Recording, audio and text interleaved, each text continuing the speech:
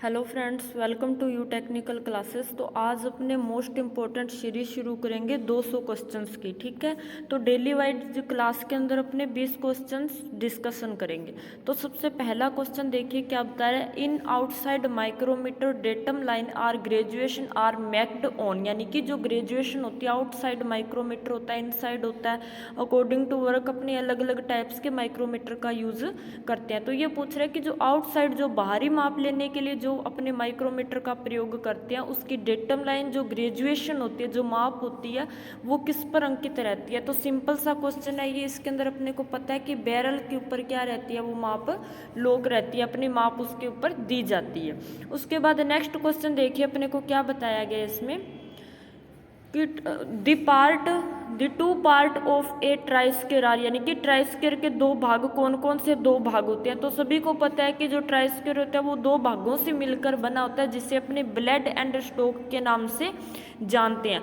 Blade जो होता है उसको हाई कार्बन स्टील का बनाया जाता है, एंड जो स्टोक जो होता है उसको अपने किसका बनाया जाता है, एमएस का बनाया जाता है, माइल्ड स्टील का बनाया जाता है। तो ये चीज़ भी आपको क्लियर होनी चाहिए कि स्टोक किस धातु का बनाया जाता है, या फिर ब्लेड होता है उसको किस धातु का बनाया जाता है।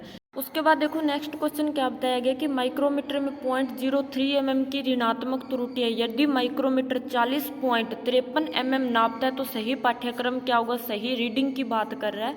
तो जब नेगेटिव त्रुटि आती है तो हमेशा अपने क्या करते हैं, प्लस करते हैं। जब पॉजिटिव त्रुटि आती है जिसे धनात्मक के नाम से अपने जानते हैं, तो वहाँ पे हमेशा माइनस किया जाता है। तो अभी ऋणात्मक त्रुटि आई है तो ऋणात्मक त्रुटि के लिए अपने क्या करेंगे, प्लस करेंगे।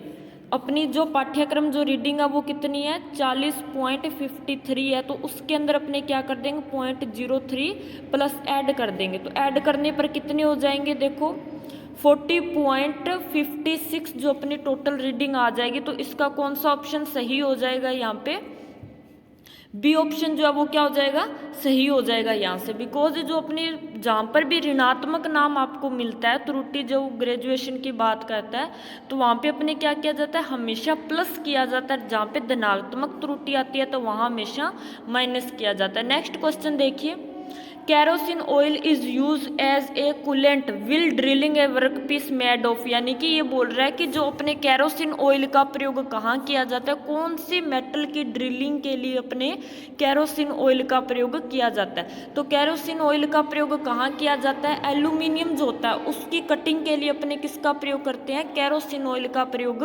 किया जाता है, जिसे मिट्टी के तेल के नाम से अपने जानते हैं। क्लियर है। उसके बाद देखिए नेक्स्ट क्वेश्चन, ग्राइंडिंग व्हील पर निम्न में से कौन सा अति प्रयोग, यानी कौन सा अपघर्षक जो होता है, कौन सा बॉन्ड जो होता है, ग्राइंडिंग व्हील जो होता है उसका अपने ज़्यादातर प्रयोग करते हैं। तो विट्रीफाइंड बॉन्ड जो होता है उसका अपने सबसे ज़्यादा प्रयोग करते हैं वर्कशॉप के अंदर। बिकॉज नॉर्मल जो भी एमएस वगैरह के अपने क्या करते हैं वहाँ पे कटिंग करते हैं, तो वहाँ पे अपने नॉर्मली किस विट्रीफाइंड बॉन्ड का प्रयोग किया जाता है। तो रबर बॉन्ड होता है, शिलाक बॉन्ड होता है, या सिलिकेट बॉन्ड होता है। तो रबर शिलाक बॉन्ड का बड़े वर्कपीस जो होते हैं उनकी वहाँ पे अपने को क्या करनी है, ग्राइंडिंग करनी है, तो वहाँ प्रयोग किए जाते हैं। यहाँ पे सरफेस की अपने को ग्राइंडिंग करनी होती है। ठीक है, तो शिलाक बॉन्ड का हो गया। उसके बाद रबर बॉन्ड हो गया, लाइट ड्यूटी वर्क के लिए वगैरह यूज करते हैं। उसके बाद देखो नेक्स्ट क्वेश्चन, नीचे दिए गए आरेख में कौन सा क्रॉस पिन हैमर है। तो अपने को पता है क्रॉस पिन और स्ट्रेट पिन में थोड़ा सा ही डिफरेंट होता है। अपने को पिन के अकॉर्डिंग अपने को देखेंगे तो एक जैसी लगभग अपने को आकृति दिखाई देती है, बट अपने कैसे पहचानेंगे, देखो इन दोनों की आप पिन देखोगे, ये एक क्रॉस पिन है और एक स्ट्रेट पिन हैमर है इसके अंदर। तो क्रॉस पिन जो हैमर होता है उसका जो हैंडल होता है, जो पिन होती है वो हैंडल की क्या होती है, हमेशा क्रॉस के अंदर बनाई जाती है, क्रॉस पिन हैमर के अंदर। स्ट्रेट पिन में पिन जो होती है हैंडल के पैरेलल के अंदर बनाई जाती है। तो क्रॉस पिन हैमर अपना इसके अंदर कौन सा हो जाएगा, सी ऑप्शन जो है वो क्या हो जाएगा अपना यहाँ से राइट हो जाएगा। क्लियर है। उसके बाद देखो क्या बता रहा है कि सामान्य उद्देश्य के लिए बेचवॉइस की ऊंचाई कितनी रखी जाती है। देखो सामान्य वर्कशॉप के अंदर जो अपनी हाइट रखते हैं बेच के ऊपर बेचवॉइस को फिक्स किया जाता है नट बोल्ट्स के सहायता से। तो कितनी ऊंचाई पर उसको फिक्स किया जाता है, 106 सेंटीमीटर के ऊपर अपने उसको फिक्स करते हैं। क्लियर है सभी को। एक देखो इसके अंदर दो क्वेश्चन टाइप अपने यहाँ से बन सकते हैं। किस मान्य कार्य के लिए बच्चों इसकी जो ऊंचाई जो हाइट होती है उसको एक तो अपने नॉर्मली एक स्टैंडर्ड मान के चलते हैं 1.6 होती है, 106 होती है, सॉरी 106 होती है। बट एक उसके बाद एक कंडीशन कौन सी आती है, अकॉर्डिंग टू हाइट, बंदे की हाइट पर भी ये चीज़ डिपेंड करती है कि उसकी अगर हाइट कम है तो उसके अकॉर्डिंग अपने बच्चों इसको नीचे भी थोड़ा एडजस्ट कर सकते हैं। बट मेन जो स्टैंडर्ड जो होता है वो कितनी होती है, 106 अपने रखी जाती है। उसके बाद देखो नीचे दिए आरेख में मशीन को पहचानिए। तो ये कौन सी मशीन है अपने को पता है, जैसे कि टूल को देखकर अपने इससे मशीन का पता लगा सकते हैं। नॉर्मली जो टूल जो इसके अंदर लगाया गया, कौन सा टूल लगाया गया है इसके अंदर, स्लोटर टूल जो होता है, स्लोट वगैरह कट करने के लिए स्लोटर टूल के नाम से इसको अपने जाते हैं। स्लोट का मतलब क्या होता है, कोई भी इस तरीके से जैसे अपनों ने एक खांचा कट करना, ये इस तरीके से यहाँ जो ये स्लोट कट किया गया तो किसके माध्यम से किया जाता है, स्लोटर मशीन वगैरह के माध्यम से अपने कट करते हैं। ये इनको दो पुलियों के माध्यम से, मोटर के माध्यम से इनको क्या किया जाता है, पावर को ट्रांसमिट किया जाता है, चलाया जाता है। उसके बाद देखो खराद मशीन, जो लेथ मशीन होती है का बेड किस धातु का बनाया जाता है। तो जो लेथ मशीन होता है उसका बेड जो होता है वो किस धातु का बनाया जाता है, कास्ट आयरन का बनाया जाता है। बिकॉज इसके अंदर कंप्रेसिव स्ट्रेंथ जो होती है वो अधिक होता है, यह झटका सहन नहीं कर सकता। इस चीज़ का अपने को क्लियर होना चाहिए। कास्ट आयरन जो होता है वो झटका सहन नहीं पड़ेगा। बट जो इसका ये बेड है, इस बेड के ऊपर जब यहाँ पर फोर्स पड़ेगा, इम्पैक्ट फोर्स, यानी कि मैं बोलूँ कि झटके ना लगकर यहाँ पे क्या होगा, जो फोर्स पड़ता है ऊपर की साइड से जो दबाव, यानी कि ये कंप्रेसिव स्ट्रेंथ इसका हाई होता है, ये लोड को सहन कर सकता है। लोड अधिक होगा, वहाँ पे भार अधिक होगा तो उस चीज़ को ये सहन कर लेगा। बट ये झटके को सहन नहीं कर सकता। बिकॉज इसके अंदर क्या होती है, कार्बन कंटेंट जो होती है वो 2 से लेकर 4 तक अपने रखी जाती है। इसी वजह से इसके अंदर ब्रिटलनेस का गुण इंक्रीज हो जाता है, जिसकी वजह से ये झटके सहन नहीं कर सकता। झटके लगने पर जो है अपना मेटल टूट जाएगा।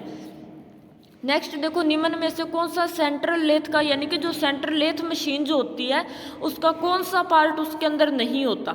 तो मेनली अपने को पता है सैडल भी होता है जिसकी एच आकृति के अंदर जिसको बनाया जाता है। फीड रोड भी होती है फीड को देने के लिए। आर्बर इसका भाग नहीं होता। बिकॉज आर्बर जो है वो किसका भाग होता है, ड्रिलिंग मशीन का भाग होता है। ये अपने लेथ मशीन का भाग नहीं होता। लीड स्क्रू की बात करें तो लीड स्क्रू भी अपने क्या होता है, लेथ मशीन का भाग होता है, जिसके माध्यम से थ्रेड वगैरह अपने कट करते हैं। उसके बाद देखो नेक्स्ट क्वेश्चन क्या बता रहा है कि नीचे दिए गए आरेख में ऑपरेशन को पहचानना है कि कौन सा ऑपरेशन किया जा रहा है। तो सिंपल सी बात है, आपको इसके ऊपर एक स्क्रैच बनते हुए दिखाई दे रहा है इस आकृति के अंदर। इनके क्रॉस में फिर ऐसे बनाया गया, तो इनके बीच में जो ये शेप बन रही है तो किसके माध्यम से की जा रही है, ये नर्लिंग टूल के माध्यम से जो ऑपरेशन किया जा रहा है, कौन सा किया जा रहा है, नर्लिंग ऑपरेशन इसके अंदर किया जा रहा है। तो यहाँ से अपना ए ऑप्शन क्या हो जाएगा, करेक्ट हो जाएगा, सही हो जाएगा। नेक्स्ट देखो निम्न में से कौन सा धातु सबसे हल्का होता है। अकॉर्डिंग टू ऑप्शन यहाँ पे पूछा है अपने को, तो ऑप्शन पे देख के अपने को बताना है कि कौन सा जो मेटल होता है वो सबसे मतलब हल्की धातु या सबसे बिल्कुल कम वेट जिसका होता है। तो सबसे हल्की धातु इसमें कौन सी हो जाएगी, अकॉर्डिंग टू ऑप्शन अपने एल्यूमिनियम हो जाएगी। एल्यूमिनियम क्यों हुई यहाँ पे, क्योंकि एल्यूमिनियम का यूज़ कहाँ करते हैं अपने, कोई भी जैसे जहाज वगैरह बनाने के लिए, जहाज की बॉडी वगैरह बनाने के लिए, लाइट ड्यूटी वर्क के लिए या सॉफ्ट वर्क के लिए अपने जिस मेटल का यूज करते हैं एल्यूमिनियम का करते हैं। इसके जो अपने विशिष्ट घनत्व की बात करें तो विशिष्ट घनत्व कितना होता है इसका, 2.7 तक रखा जाता है। क्लियर है सभी को। तो एल्यूमिनियम होता है सबसे जो हल्की धातु।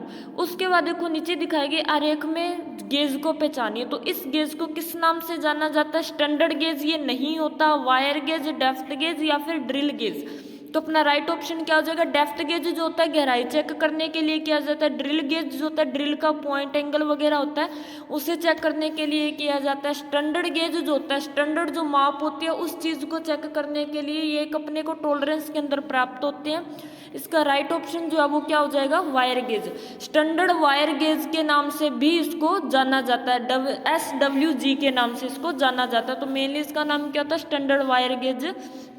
तो स्टैंडर्ड वायर गेज का प्रयोग कहाँ किया जाता है, कोई भी जैसे पतली थिकनेस के तार वगैरह जो होते हैं या पतली शीट वगैरह होती है तो उसको अपने माप लेने के लिए अपने किसका प्रयोग करते हैं, स्टैंडर्ड वायर गेज का प्रयोग किया जाता है। स्टैंडर्ड वायर गेज जो होता है वो 0 से लेके अपने को 36 के अंदर साइज के अंदर अपने को प्राप्त होता है, जिससे अपने क्या कर सकते हैं, इस रेंज के अंदर की माप इससे चेक कर सकते हैं। उसके बाद देखो निम्न में से कौन सा अर्ध स्नेहक, यानी कि उदाहरण के लिए इन्होंने बताया कि ये जो इतने 4 टाइप के अपने को ऑप्शन दिए गए हैं, तो इसमें सबसे जो सेमी लिक्विड के अंदर एक होता है, पर देखो एक लिक्विड होता है बिल्कुल, एक सेमी लिक्विड होता है, एक अपना कौन सा होता है, बिल्कुल ही ठोस होता है, ठोस जिसको अपने सॉलिड के नाम से जानते हैं। तो 3 टाइप्स के इन्होंने 3 कैटेगरी के अंदर डिवाइड किया है। तो सबसे देखिए पहले फेराइट जो होता है, फेराइट सॉलिड के अंदर अपनी आता है, सॉलिड लुब्रिकेंट होता है। उसके बाद जो ग्रीस जो है, ग्रीस किसके अंतर्गत आता है, अपने सेमी लिक्विड के अंतर्गत आता है। तो ये चीज़ अपने को क्लियर होना चाहिए। उसके बाद देखो क्या बता रहा है कि लगभग मशीन के कार्य के में अति सामान्य रूप से प्रयुक्त होने वाली कटाई तरल का पदार्थ होता है, यानी कि ये बात कर रहा है कि सबसे ज़्यादा जो common cutting fluids use for almost all machining operation is, यानी कि सभी मशीनिंग ऑपरेशन के लिए अपने सबसे ज़्यादा कौन से कूलेंट का प्रयोग किया जाता है। तो अपने को पता है ड्रिलिंग ऑपरेशन वगैरह जो अपने करते हैं वर्कशॉप के अंदर, तो सबसे ज़्यादा जिस लुब्रिकेंट का प्रयोग किया जाता है वो क्या होता है, कैरोसिन ऑयल, सोल्यूबल ऑयल होता है। तो सोल्यूबल ऑयल जो होता है इसका प्रयोग अपने क्या करते हैं, पानी के अंदर इसको मिलाकर अपने एक द्रव के रूप में इसको एक बनाते हैं और फिर इसका यूज़ किया जाता है। तो मेनली अपने को इस चीज़ का क्लियर होना चाहिए कि सोल्यूबल ऑयल जो होता है उसको क्या किया जाता है, अगर अपने पास चौथा हिस्सा उसका मिलाया जाता है, जैसे कि मानो 4 लीटर पानी है अपने पास, तो 4 लीटर पानी के अंदर 1 लीटर जो है वो क्या करेंगे, सोल्यूबल ऑयल मिलाएंगे, जिससे कि एक दूधिया टाइप का अपने को एक घोल प्राप्त होता है। जिससे अपने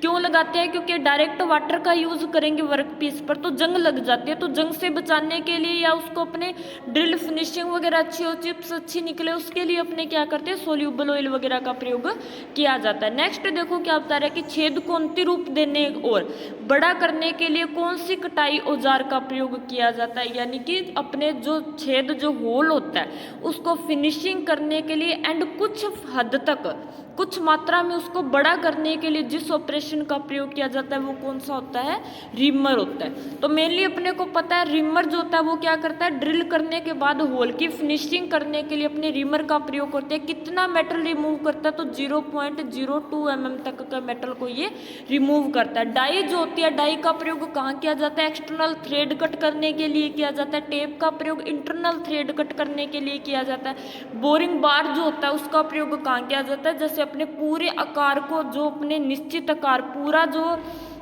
वर्क पीस है तो उसको वो क्या करता है, लार्ज करने के लिए प्रयोग किया जाता है। उसके बाद देखो विद्यमान छेद के अंत को बेवलिंग करने की प्रक्रिया जो होती है वो क्या कहलाती है, तो बेवल करने की यानी कि तिरछा करने की 45 डिग्री के अंदर इसकी बात कर रहा है ये।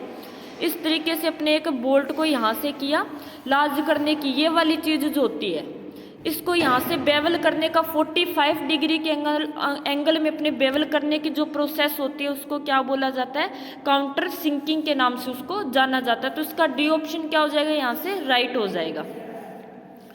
उसके बाद देखो कि नीचे दिए गए आरेख में रेती की फाइल के कट को देखकर अपने को पहचानना है कि ये कौन से टाइप के कट है। तो सिंपली मैंने आपको बताया था 4 टाइप्स के इन्होंने कट यहाँ पर बताया गया। एकल कट यानी कि सिंगल कट जो होता है, सिंगल कट किस आकृति में बनाया जाता है, चारों कट यहाँ से क्लियर कर लीजिएगा, इस आकृति के अंदर सिंगल कट बनाया जाता है। उसके बाद देखो नेक्स्ट बता रहा है डबल कट। तो डबल कट क्या हो जाता है, इसी के ऊपर अपने इस आकृति के अंदर बना देते हैं जो कि डबल कट अपने हो जाता है। क्लियर है। उसके बाद बोल रहा है कवर्ड कट यानी कि सर्कुलेशन मोशन के अंदर इस तरीके से जो बनाया जाता है, इस आकृति में जो बनाया जाता है उसे कवर्ड कट के नाम से जाना जाता है। नेक्स्ट जो होता है रासप कट। तो रासप कट फाइल में क्या होता है कि अपने पंच होते हैं उसके माध्यम से ऐसे कुछ नुकीले दांते उसके सरफेस पर बनाए जाते हैं, जिसे अपने रासप कट के फाइल के नाम से जानते हैं, जैसा कि आपको डायग्राम के अंदर दिखाई दे रहा है। तो इसका राइट ऑप्शन क्या हो जाएगा, डी जो है इसका राइट ऑप्शन हो जाएगा। सिंगल कट फाइल का प्रयोग कहाँ किया जाता है, चारों फाइल्स का थोड़ा सा क्लियर कर लेते हैं। सिंगल कट फाइल जो होती है उसका प्रयोग अपने कहाँ करते हैं, वर्कशॉप में, जैसे कि सॉफ्ट मेटल होता है, जैसे एल्यूमिनियम, पित्तल, तांबा वगैरह होता है, उनको मेटल को रिमूव करने के लिए अपने किसका प्रयोग करते हैं, सिंगल कट फाइल का प्रयोग किया जाता है। डबल कट फाइल जो होते हैं उसका प्रयोग कहाँ किया जाता है, जैसे MS वगैरह की कटिंग के लिए, हार्ड मेटल की कटिंग के लिए, तो अपने किसका प्रयोग करते हैं, डबल कट फाइल का प्रयोग किया जाता है। सिंगल कट फाइल का जो एंगल होता है वो कितना होता है, 60 डिग्री होती है। डबल कट के अंदर डबल कट लग गए, इस तरीके से डबल कट लग गए तो अपने डबल कट फाइल के अंदर क्लियर होना चाहिए जो अपकट होता है, अपकट को हमेशा बनाया जाता है 51 डिग्री के अंदर। ओवरकट जो होता है, ओवरकट को कितना बनाया जाता है 70 डिग्री के अंदर बनाया जाता है। तो ये चीज़ अपने को क्लियर होना चाहिए। अपकट और ओवरकट दो होते हैं डबल कट फाइल के अंदर। तो अपकट 51 डिग्री पर होता है, ओवरकट जो होता है वो 70 डिग्री पर बनाया जाता है। क्लियर है। रासप कट फाइल जो क्वर्ड कट फाइल होता है, इसका प्रयोग सॉफ्ट पदार्थ को रेतने के लिए अपने करते हैं। सॉफ्ट मेटल वगैरह को, जैसे कि एल्यूमिनियम वगैरह हो गए, उनकी रेती के लिए भी अपने क्वर्ड कट सर्कुलेशन मोशन में जहाँ पे अपने को स्ट्रक्चर उसके ऊपर बनाना होता है, ले बनानी होती है, तो वहाँ अपने क्वर्ड कट फाइल का प्रयोग किया जाता है। देन जो रासप कट फाइल होती है, इसका प्रयोग सॉफ्ट पदार्थ जैसे कि चमड़ा, रबर, प्लास्टिक तो उनकी रेती के लिए अपने किसका प्रयोग करते हैं, रासप कट फाइल का प्रयोग किया जाता है। नेक्स्ट देखो अपने को क्या बताया कि हेक्सा ब्लेड के दांतों को नीचे दिखाई गए आरेखन को मोड़ते हैं, तो इसे क्या कहा जाता है। तो हेक्सा फ्रेम जो होता है उसमें पैटर्न तैयार भी नहीं करते, स्लाइड भी नहीं करते, अपने सीरीज के अंदर भी नहीं होते। वो क्या होते हैं, एक सेट के रूप में अपने को मिलते हैं। सेट के अंदर जैसे कि स्टैंडर्ड सेट हो गया, एक डबल सेट के अंदर मिलते हैं अपने को, वेब सेटिंग मिलती है, अलग अलग टाइप्स की 3 सेटिंग के अंदर अपने को दांते मिलते हैं। उसके बाद नेक्स्ट लास्ट क्वेश्चन देखिए कि यह एक प्रकार की कागज होता है जिसे कठोर खुरदरे सतहों को चिकना बनाने के लिए यानी कि स्मूथ बनाने के लिए अपने प्रयोग करते हैं। तो किसका प्रयोग किया जाता है वहाँ पे, एमरी पेपर, जिसे रेगमार्क के नाम से अपने जानते हैं। एमरी पेपर क्या होता है कि डायरेक्ट एक हार्ड जो गत्ते का अपने लेते हैं, एक टुकड़ा लिया जाता है, देन उसकी सरफेस जो होती है उसके ऊपर सीमेंटेड कार्बाइड वगैरह के अपने कणों को क्रिस्टल, छोटे छोटे क्रिस्टलों को उसके ऊपर, उसके सरफेस के ऊपर चिपका दिया जाता है, जिसकी वजह से क्या होता है कि वो एक हार्ड बन जाता है, जो कि अपने ऊपर से जैसे जंग वगैरह लगी होती है, सरफेस के ऊपर जंग वगैरह लगी होती है यहाँ पर, तो इस जंग को रिमूव करने के लिए, जंग को हटाने के लिए अपने किसका प्रयोग करते हैं, एमरी पेपर का प्रयोग किया जाता है। तो नेक्स्ट क्लास में अपने 21 नंबर क्वेश्चन से डिस्कशन शुरू करेंगे। आई होप कि आपको वीडियो पसंद आई होगी। अगर वीडियो पसंद आए तो लाइक एंड सब्सक्राइब जरूर कीजिएगा एंड कमेंट करके बताइएगा कि आपको वीडियो कैसे लगी। Thanks for watching and bye.